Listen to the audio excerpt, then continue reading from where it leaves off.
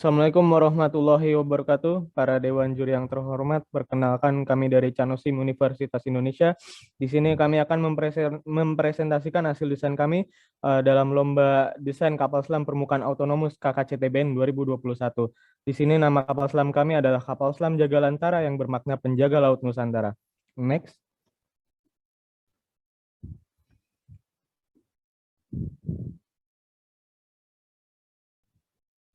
Sebelumnya, izinkan kami memperkenalkan diri terlebih dahulu. Nama saya Omar Rehan Khalif sebagai Ketua Tim Canusim UI, lalu ada Sultan Ali Zidane, Sadam Abdul Aziz, Muhammad Syahril Rizky, dan Fahmi Aqua. Dan lalu dosen pembimbing kami adalah Bapak Geri Lison Putra. Lanjut. Kemudian untuk outline di sini berisi poin-poin penting yang telah kami susun dalam bentuk subbab yang telah kami masukkan ke dalam laporan akhir maupun presentasi akhir kami. Dari mulai latar belakang hingga kesimpulan dan saran.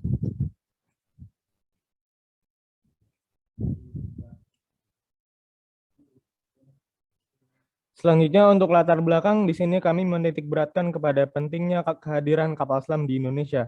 Karena menurut riset yang dilakukan oleh LSPSSI atau Lembaga Studi Pertahanan dan Studi Strategis Indonesia, di sini dibutuhkan 10 hingga 12 jumlah armada kapal selam Indonesia untuk dapat memenuhi MEF atau Minimum Essential Force. Dan Indonesia baru mempunyai 4 buah kapal selam, sehingga diperlukan tambahan armada kapal selam untuk dapat mencapai MEF tersebut. Dan di sini kami menitikberatkan daerah operasional kapal selam kami di wilayah Kepulauan Natuna yang berbatasan langsung dengan Laut Cina Selatan, di mana dalam beberapa tahun terakhir wilayah tersebut selalu memiliki kondisi geopolitik yang memanas antara negara-negara Asia Tenggara maupun Tiongkok. Sehingga di sini diharapkan kehadiran kekuatan maritim Indonesia dapat menjaga kepentingan nasional bangsa Indonesia di zona ekonomi eksklusif sejauh 200 mil laut dari Kepulauan Natuna. Next. Kemudian untuk sistem operasi kapal selam, di sini kami mengharapkan kapal selam kami dapat beroperasi dengan sukses dengan kehadirannya proyek baru pemerintah, yaitu pembangunan stasiun bantu kapal selam atau Sionban di Kepulauan Natuna, sehingga kapal selam kami diharapkan dapat melakukan pelayaran atau patroli dengan durasi 72 jam secara surface. Kemudian untuk desain dasar, di sini kami menggunakan metode kapal pembanding. Kapal pembanding kami adalah Scorpion Class Submarine yang dibuat oleh Prancis. Kami memilih Scorpion Class karena berdasarkan analisis benefit to cost ratio atau BCR, kapal selam Scorpion memiliki nilai rasio yang sangat tinggi untuk kapal selam yang dapat diterapkan di wilayah archipelago seperti Indonesia. Lalu dengan rumus yang kami gunakan untuk metode kapal pembanding, didapatkan principal dimension untuk kapal selam Jagalantara sebagai berikut.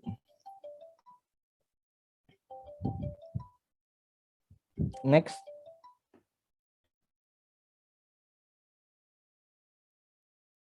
Memiliki dua buah lambung di luar dan dalam, di mana lambung luarnya outer hull dan di dalamnya ada pressure hull atau lambung bertekanan.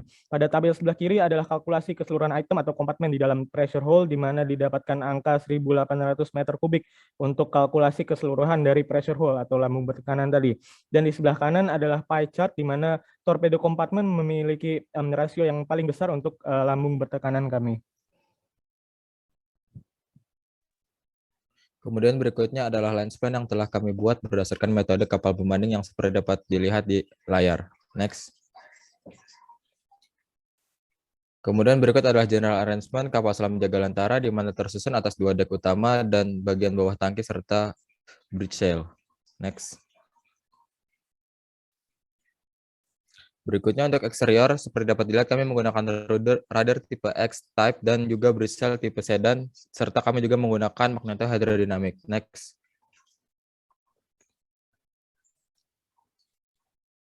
Kemudian untuk interior kami menggunakan generator sebagai penghasil daya utama dan juga daya propulsi dan juga kebutuhan listrik. Dan juga kami menggunakan ratusan baterai yang terletak pada baterai wells di bagian bawah dek. Next.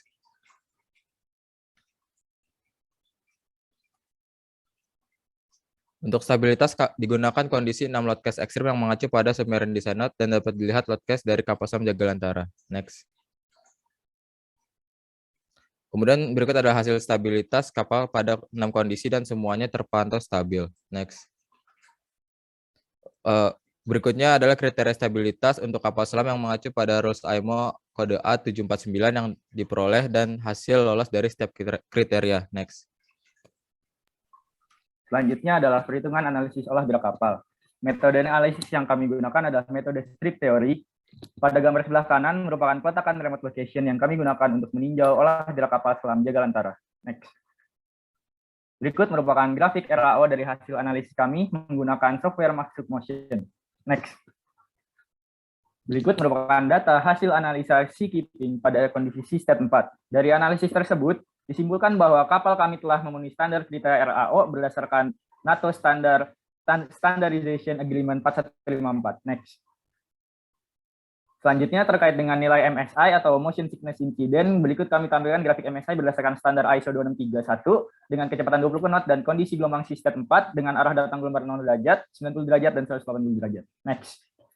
Berdasarkan grafik sebelumnya, dilihat bahwa tingkat kenyamanan kapal selam Jagalantara berstatus not uncomfortable.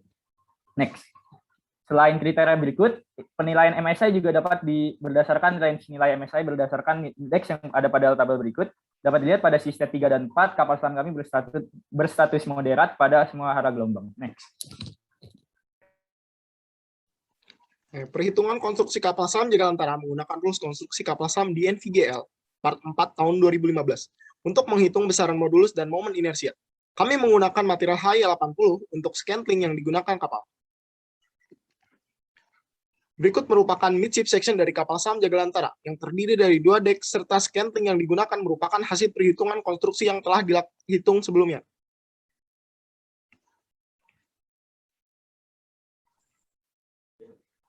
Selanjutnya adalah sistem persenjataan. Di sini kami membagi menjadi 2 sistem, yaitu sistem senjata, yang kedua itu sistem sensor, di mana sensor kami menggunakan sensor grup, yaitu aktif dan pasif, sonar aktif dan sonar pasif. Lanjut.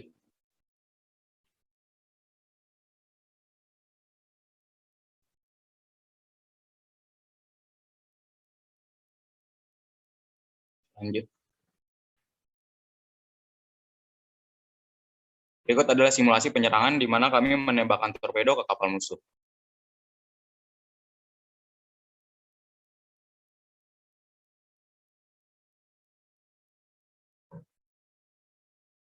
Selanjutnya adalah sistem autonomous pada kapal selam kami, di mana pada sistem surface kami menggunakan data dari GPS dan pada sistem submerge kami menggunakan data dari geospatial location. Lanjut. Selanjutnya adalah autonomous travel. Di autonomous travel ini kami membagi menjadi 2 case, di mana case pertama itu pada surface, case kedua itu di submerge. Pada case surface, kami menggunakan data real dari GPS untuk posisi dari kapal selam kami. Lalu pada data submerge, kami menggunakan data posisi berdasarkan dynamic data storage, yaitu historic koordinasi. Lanjut. Selanjutnya adalah automatic silent mode, di mana pada sistem autonomous ini kami mengaktifkan pre-combat situation, di mana saat kapal mendeteksi kapal musuh, maka akan menonaktifkan main motor, lalu mengaktifkan magneto-hydrodynamic drive. Lanjut. Baik, selanjutnya adalah kalkulasi hambatan dari kapal selam Jagalantara. Kami menggunakan aplikasi atau software Max of Resistance. Pada grafik di sebelah kiri atas dapat terlihat grafik analisis power dalam kilowatt versus speed dalam knot. Dan pada grafik di sebelah kanan dapat terlihat analisis resistance dalam kilonewton versus speed dalam knot. Dan pada tabel di bawah dapat terlihat pada speed 12,75 knot diperlukan required power atau kebutuhan daya sebesar 2.280 kilowatt. Kemudian untuk engine room arrangement, di sini terdapat 3 buah kompartemen utama dari engine room, terdapat gearing compartment, main motor compartment, dan juga diesel generator compartment. Untuk main diesel generator kami menggunakan MTU 16P396TE94, di mana mesin tersebut dapat menghasilkan daya sebesar 2.150 kW. Kami menggunakan 2 buah sebagai fungsi utama dan 1 buah untuk emergency. Selanjutnya adalah sistem propulsi. Kami menggunakan electric motor, yaitu Siemens Formasin 214, mana menggunakan input AC dan maksimum power di 3.000 kW. Dan operating power yang kami pakai adalah 2.500 kW. Selanjutnya adalah battery wells. Battery wells yang kami susun memiliki 4.086,4 kW. Lanjut. Selanjutnya adalah generator to motor connection. Jadi di saat surface, generator akan mensuplai motor, dan saat submerge, baterai akan mensuplai motor. Lanjut. Berikut adalah worst case pada electrical load balance. Jadi pada case pertama, di saat semua beban berfungsi dan throttle full, underwater time kami di 1 jam setengah menit, 1 jam setengah, dan charging time-nya di 4 jam setengah. Lalu selanjutnya half throttle di 2 jam 44 menit. Lanjut. Belajar dari tragedi KRI Nanggala 402, peristiwa kecelakaan kapal selam di Indonesia yang belum lama ini terjadi menjadi sebuah contoh untuk Indonesia melakukan riset dan inovasi keselamatan terhadap kapal selam. Oleh karena itu, tim kami memiliki inovasi untuk mencegah dan mengurangi risiko keselamatan yang menyebabkan korban jiwa. Next. Berikut merupakan inovasi kami berupa life-saving appliances. Yang pertama, pada gambar sebelah kiri, merupakan submarine escape immersion equipment, berfungsi untuk menahan tekanan dengan kedalaman maksimum 183 meter di bawah permukaan air. Yang kedua, pada gambar di tengah, terdapat escape capsule chamber yang terletak pada bagian bridge shell yang dapat meluncur seperti ketapel dan akan muncul ke permukaan dalam hitungan detik. Escape capsule ini dapat menampung sekitar 38 awak kapal selam dengan ukuran panjang 5,4 meter, lebar 2,6 meter, dan tinggi 3 meter. Kemudian yang terakhir pada gambar sebelah kanan merupakan chemical oxygen generator atau oxygen candle yang berfungsi jika dinyalakan akan memberikan pasokan oksigen selama 6,5 jam, bertujuan untuk memberikan oksigen darurat bagi setiap bagi setiap awak kapal selam. Berikut kami tampilkan pula firefighting plan dan juga escape route pada kapal selam Dirgantara. Kami menggunakan smoke detector sebagai pendeteksi kebakaran dan juga menggunakan fire extinguisher jenis dry powder sebagai alat pemadam. Next. Kemudian selanjutnya kapal selam Jagalantara juga menggunakan keselamatan master list kebakaran untuk menentukan tugas awak kapal ketika terjadi kebakaran. Next. Kemudian juga terdapat master list abandon ship ketika kapal selam sudah tidak bisa diselamatkan lagi, di mana tugas awak kapal diatur untuk dapat menyelamatkan diri ke escape capsule yang berada di bagian atas kapal. Next. Baik, selanjutnya untuk inovasi propulsi kami menggunakan Magneto Hydrodynamics Drive atau MHD. Di sini fungsinya memanfaatkan 2 elemen, yaitu B atau medan magnet dan juga J atau density current. Di mana untuk density current mengandalkan 2 buah anode, yaitu katode dan anode, dan untuk medan magnet dihasilkan oleh superconducting magnet. Next. Berikut adalah sistem-sistem pendukung dari inovasi Magneto Hydrodynamics Drive.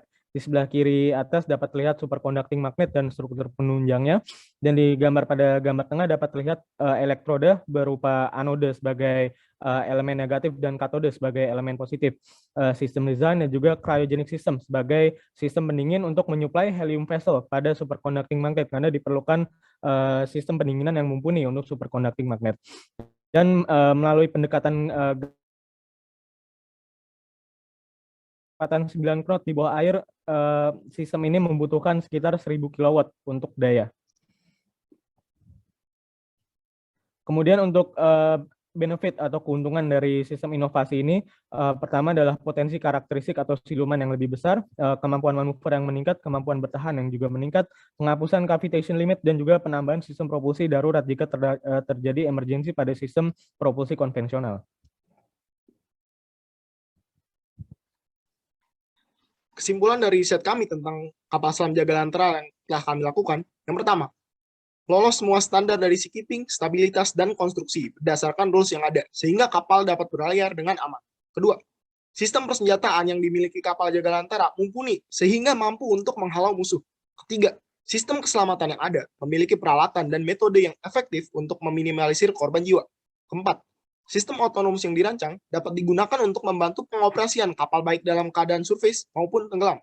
Yang kelima, Magneto Hydrodynamic Drive merupakan inovasi yang baru, sehingga suara yang dihasilkan kapal akan jauh lebih senyap dan tidak terdeteksi oleh musuh. Saran, perlunya beberapa pengajian lebih lanjut mengenai sistem yang kami gunakan, sehingga kapal selam Jagalantara lebih siap untuk diproduksi secara massal. Terima kasih, semoga penelitian dan riset dari tim Chanos Universitas Indonesia lakukan dapat bermanfaat bagi dunia maritim, terutama pada riset dan teknologi kapal selam di Indonesia. Berikut referensi yang kami gunakan untuk merancang kapal selam Jagalantara. Terima kasih.